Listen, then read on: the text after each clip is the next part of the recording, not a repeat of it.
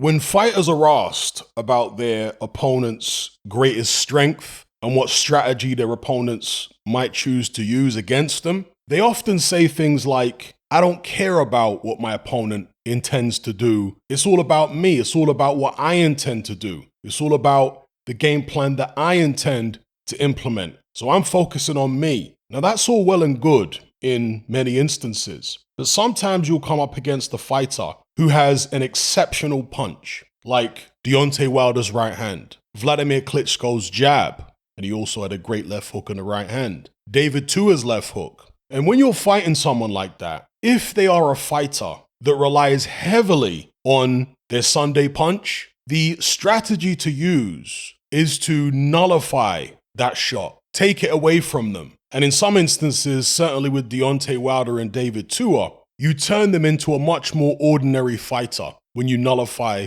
that best punch they have. And it's no use ignoring it. It's no use saying, I'm just concentrating on me, because that punch is so devastating and they're so prolific at landing it. You're not up against a normal scenario, a normal fighter here. You're up against someone that has an elite level punch. I'm not just talking about the power of the punch, it's their ability to land it. So in that scenario, you have to strategize around nullifying it. Now, when you've done that, when you've, let's say, in the case of Deontay Wilder, studied enough tape to see the tell he has on the right hand, when he's going to throw it, you then make sure you're at the right distance where you could take a step back. Obviously, you need the right dimensions to be able to pull off this strategy. But then you make sure you're at the right distance, just like Fury showed in the second fight against Deontay Wilder.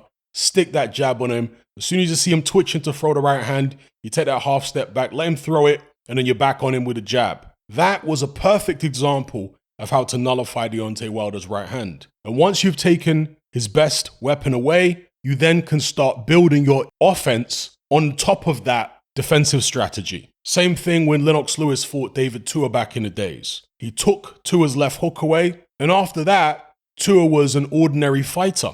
What Lennox Lewis didn't do against David Tua is start exchanging left hooks with him, because that way lies damnation. He kept it long, he kept the punches straight, and he didn't get involved in a hooking match. Now, in the first fight between Leigh Wood and Mauricio Lara, Wood was nullifying Lara's strengths, those hooks, particularly the left hook, for most of the fight. But as it progressed and he started having more and more success, and Lara started looking dejected, disheartened, Wood got a little greedy, as they say, and he started mixing some hooks up along with the straight punches which had been serving him so well up until that point, and he got caught throwing a hook with a hooker. Mauricio Lara saw that Leigh Wood was about to throw a hook, and he beat him to the punch. In this rematch, Leigh Wood did not make that same mistake. He made sure he kept the punches straight and long. He dropped Mauricio Lara in the fight, and he just stayed within that construct whereby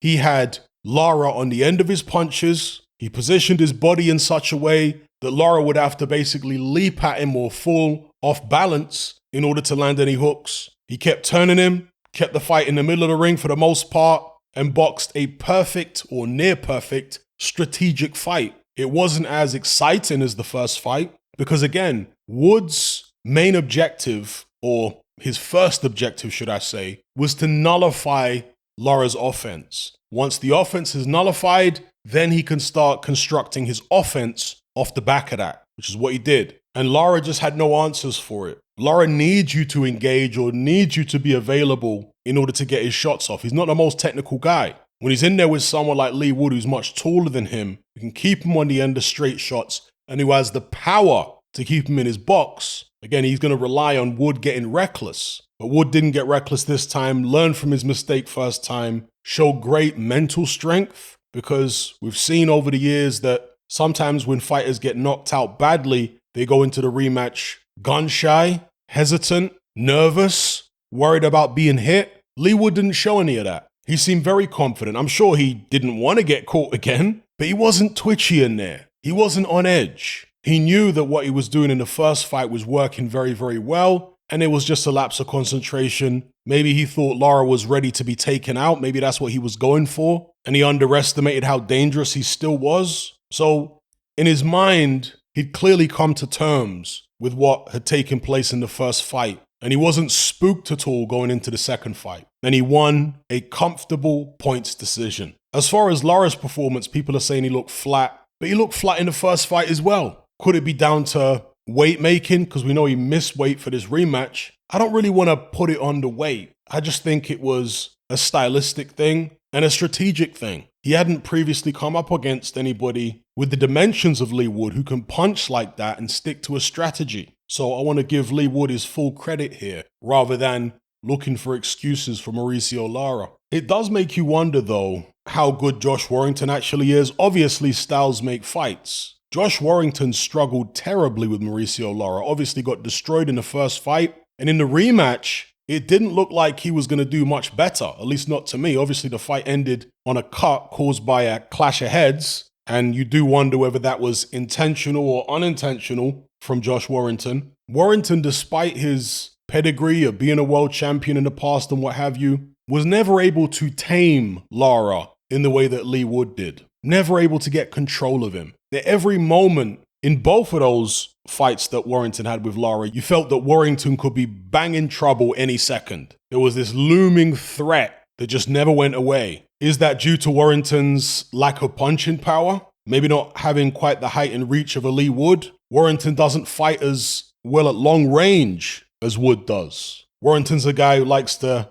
get in the pocket and exchange. So maybe just stylistically it wasn't a good match for him. But I say all that to talk about the possibility of Leigh Wood fighting Warrington. Surely that's a matchup that Eddie Hearn will be looking to make now. How do you guys see that going? Do you think that Leigh Wood would do a job on Josh Warrington? Or do you think it will be a rock, paper, scissors situation where Warrington actually goes in there and beats Leigh Wood? And finally, I want to give Ben Davison his proper respect here, because fans are often very reactionary when it comes to trainers. If one of their fighters loses or has a bad performance, they instantly say this trainer's no good and so on. But with Ben Davison, Leigh Wood has gone from strength to strength under his tutelage. People blame Ben Davison for nights when his fighters lose or don't perform well, but when his fighters do perform well, they seem to give Ben Davison no credit. What's that all about? Leigh Wood, a few years ago, was losing to the likes of Jazza Dickens. Now he's knocked out Michael Conlan. He's beat Mauricio Lara. He beat Kanzu. All of this since teaming up with Ben Davison. And yeah, people can get upset about the stoppage in the first Lara fight. Okay, but look at what Leigh Wood has done well. Look at his boxing. Look at the technical aspect of his game. Look at the results, right? That loss in the first Lara fight aside, his results have been much better under Ben Davison. So credit where it's due to Ben Davison and of course Leigh Wood. Let me know what you guys think about all the points I've raised in this video. Are you sick and tired of the mainstream mindset? Does the dogmatic conformity and pathological ignorance have you tearing your hair out in frustration? Then don't be alone. Come and join our brotherhood on Patreon. We stand as a beacon of reason against an army of insanity. You'll gain access to my weekly topical podcast, where we take more deep dives than Jacques Cousteau on an endless variety of subjects. There's also videos, interviews, live Q&As, as well as a vast back catalogue of previous episodes, including my popular Confessions of a Nightclub Bouncer series. You can listen via the Patreon app or download in high-quality MP3. Connect with myself and hundreds of other members in our Element chat group. There's no contract, no commitment. You can cancel at any time, and it's cheaper than a Mickey D's McMuffin. Just head to my Patreon page via the link below this video and select the tier called the Brotherhood of Reason. I'll see you over there.